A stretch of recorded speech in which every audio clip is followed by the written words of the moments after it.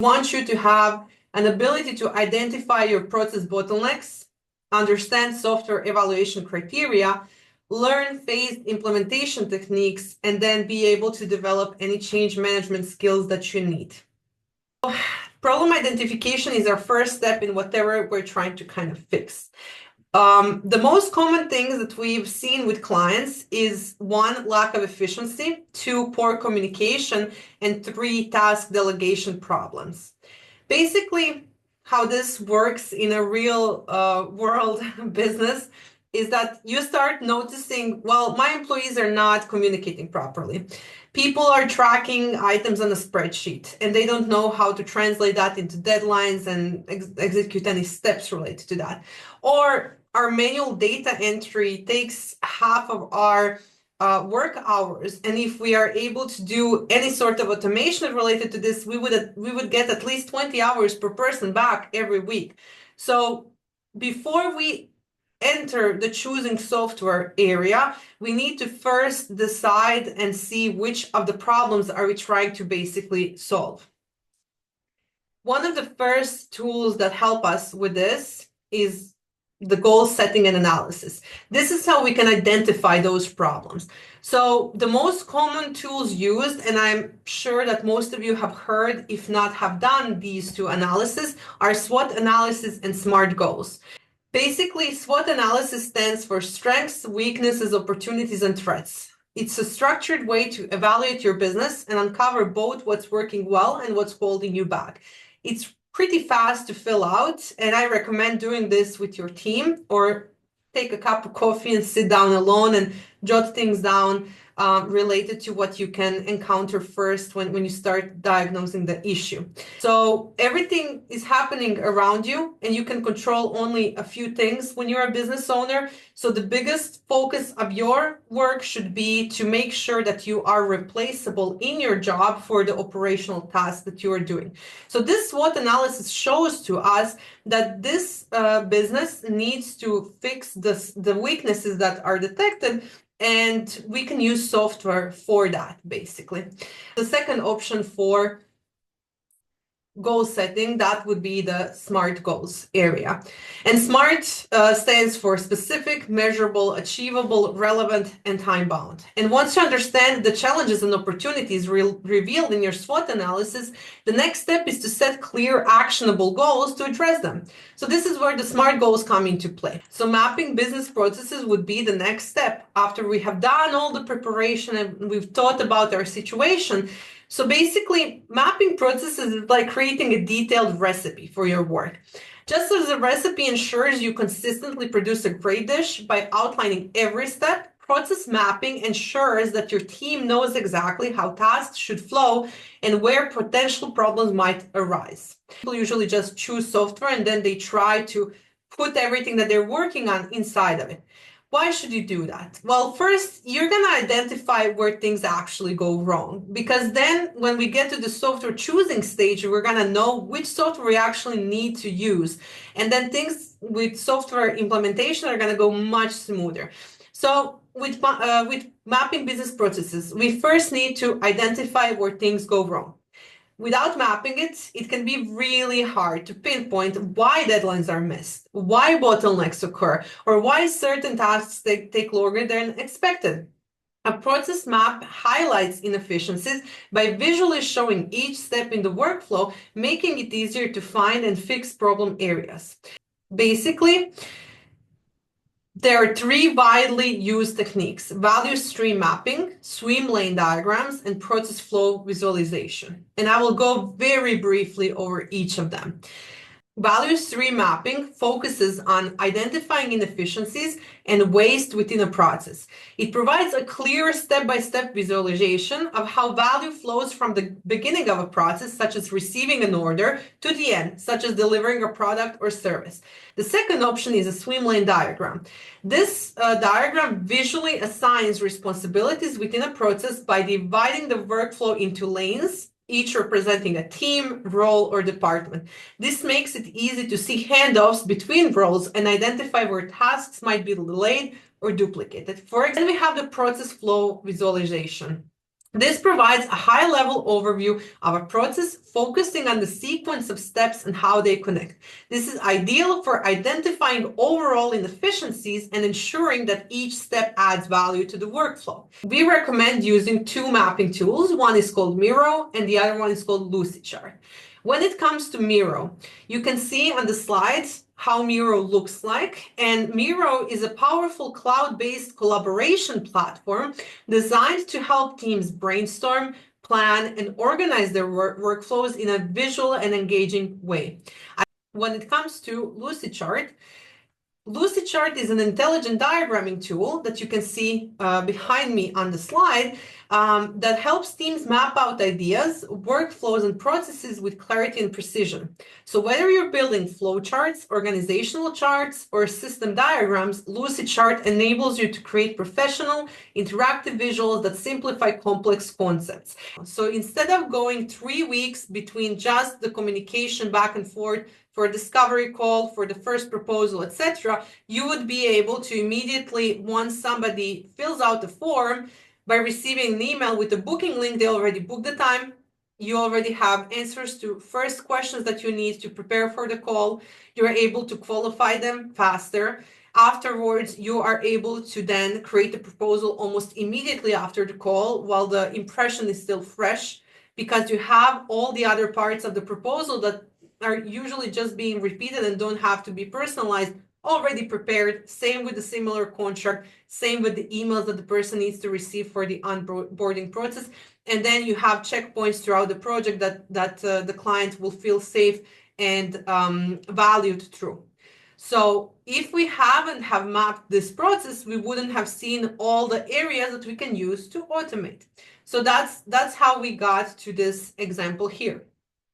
After we have all of that, we can already see on this slide that we need software for certain things. So we need software that will help us book the call. We need software that will help us do the signing. We need software that will help us with sending the proposal, the project management tracking, the whole project, and then the steps before and after that.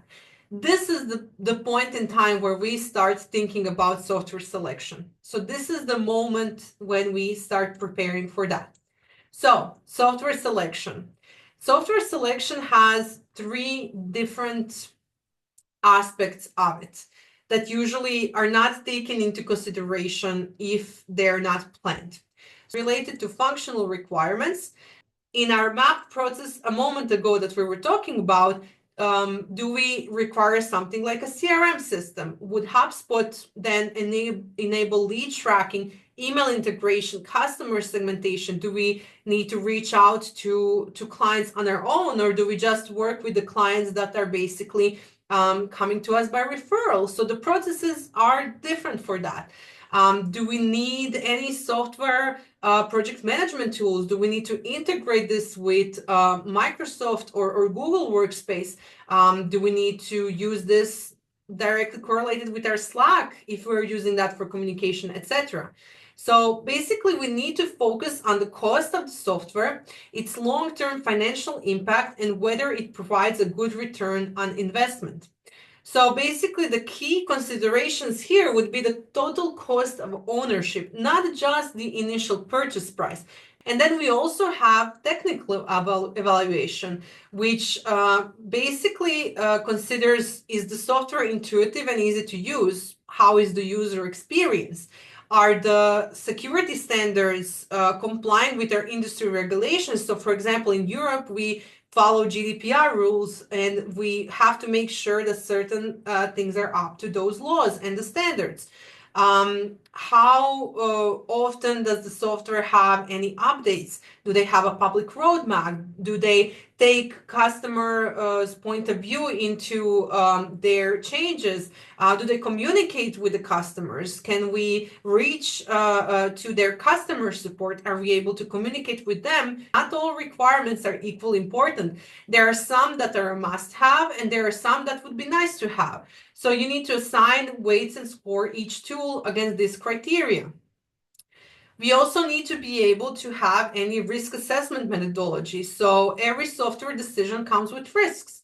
such as adoption challenges, data migration issues, or vendor reliability. Are we already using something and we need to move the data? How do we do that? Is that risk enough for us to go into this project or no?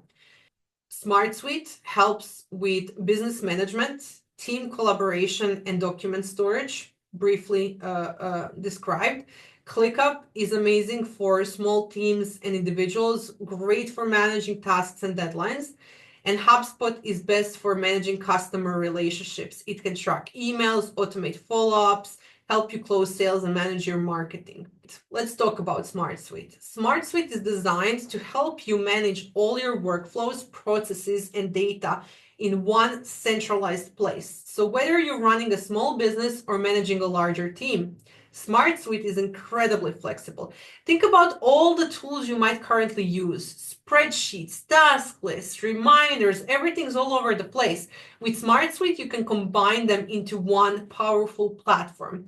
It allows you to organize your projects, manage your team, track your sales pipeline, store important documents, and even analyze your performance using real-time dashboards. And one of the things I love most about SmartSuite is how easy it is to customize. So in short, SmartSuite doesn't just help you manage tasks, it helps you transform the way your business operates, giving you more time to focus on what truly matters, which is growing your business. And if you're looking for one tool to simplify everything, SmartSuite might just be that. ClickUp is one of the most versatile and user-friendly tools out there for managing tasks, projects, and teams. And if you have ever felt overwhelmed trying to keep track of everything, deadlines, assignments, and even your personal to-do list, ClickUp can help you bring it all together in one place. ClickUp is like having a personal assistant for your business, I would say, and it's designed to help you organize and prioritize tasks so nothing slips through the cracks. HubSpot is a platform that's become a game changer for many businesses looking to grow their customer relationships and streamline marketing, sales, and customer service. And when I say HubSpot, you will probably think about a CRM, because HubSpot is best known for its CRM, a tool that helps you keep all your customer information in one place. Imagine this: instead of digging through emails or spreadsheets to find details about a client, you can open HubSpot and instantly see their entire history in your business. Every email, meeting, note, everything in one view. This makes it incredibly easy to personalize how you engage with your customers. But HubSpot isn't just a CRM. It's an all-in-one platform that can manage your entire customer journey. For example, with its marketing tools, you can create professional email campaigns in minutes, automate follow-ups, and even track how customers interact with your website. So when we have chosen our tool, whether it's one of these three tools that I have mentioned or any other tool on the market that you prefer, then we have some implementation steps. So one, we have the preparation. So what we want to do is we want to get the detailed requirement gathering that we prepared prior to choosing the software. Then we have to think about what we want to do with our change management strategy. We have to be able to enroll the first group of our team members into the implementation, and we have to lay out a detailed timeline. The next step would be configuration. So what we want to do with configuration is we want to customize the system to our liking. So the interface needs to be updated in a way that we prefer, related to our detailed requirements document. We have to account for resource allocation, and it can only be time. For example, it doesn't have to just be the budget to hiring somebody. It can also be time, especially if you're doing this on your own. Your team and you already have a full schedule, so you need to find the time in the day when you will be able to allocate the time to do this. So we have done the configuration. We want to do soft launch. We recommend that you select a small group of users who will test your configuration. And then you can gather real-time feedback by them telling you what is working and what's not working. And afterwards, you can track key metrics that you want to achieve. These numbers will help you measure the software's impact and identify areas for improvement. And once that's done to our satisfaction and we're not going back to the previous phase, we can then do the full rollout. Everyone starts using the software. Our whole team has received comprehensive training on our tailored software configuration. And we have to also account for continuous support and improvement mechanism, because you have just translated your processes into this software. You did not start fully using it.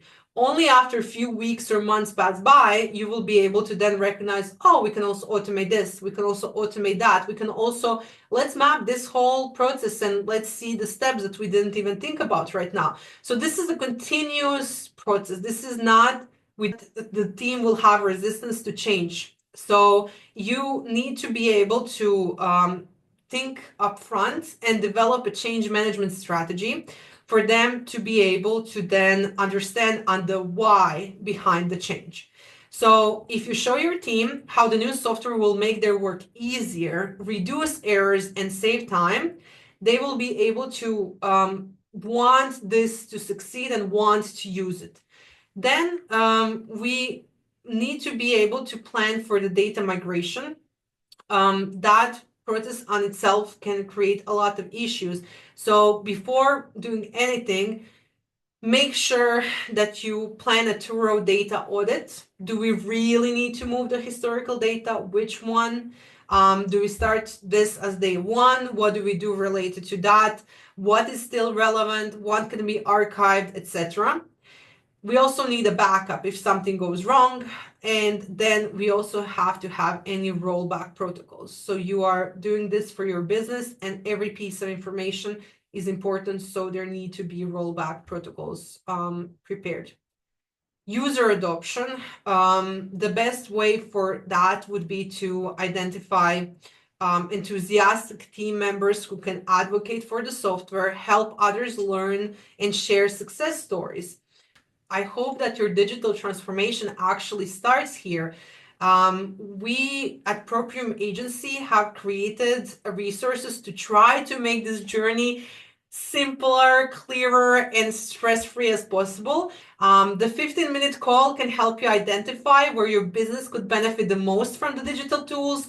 We can help you recommend software tailored to your strategy and goals. We are able to share practical next steps so you can move forward confidently. And think of this as a no-pressure conversation to just help you get unstuck.